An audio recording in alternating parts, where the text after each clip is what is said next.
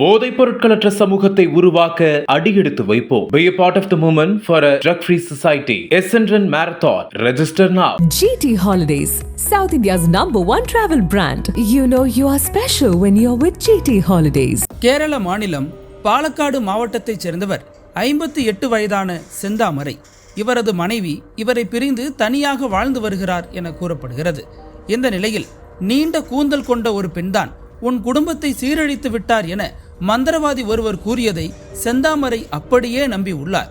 இதனால் அக்கம்பக்கத்தில் உள்ள பெண்களே தனது மனைவி தன்னை விட்டு பிரிந்து செல்ல காரணமாக இருந்ததாக அவர் நினைத்து வந்துள்ளார்.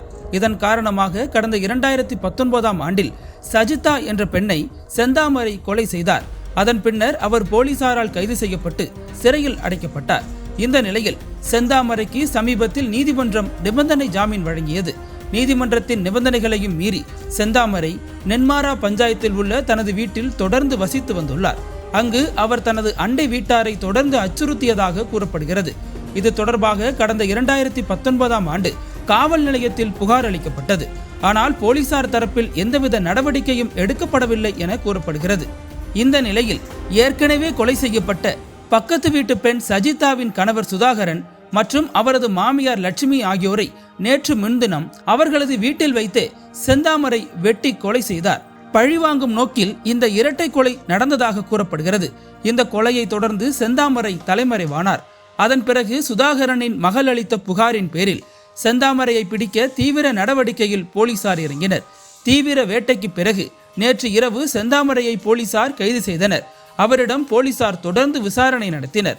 போலீசார் நடத்திய விசாரணையில் செந்தாமரை கூறியதாவது: மனைவியை கொலை செய்ததால் என்னை கொன்றுவிடுவார் என்ற பயத்தில் சுதாகரனை கொலை செய்தேன். இதையடுத்து என்னை விட்டு பிரிந்து சென்ற மனைவியையும் நான் கொல்வதற்காக திட்டமிட்டிருந்தேன்.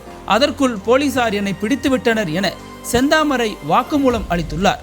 5 ஆண்டுகளுக்கு முன்பு கொலை நடந்த ஒரு வீட்டில் மீண்டும் இரட்டை கொலை நடந்துள்ள சம்பவம் பாலக்காடு மக்களிடையே அச்சத்தை ஏற்படுத்தியுள்ளது.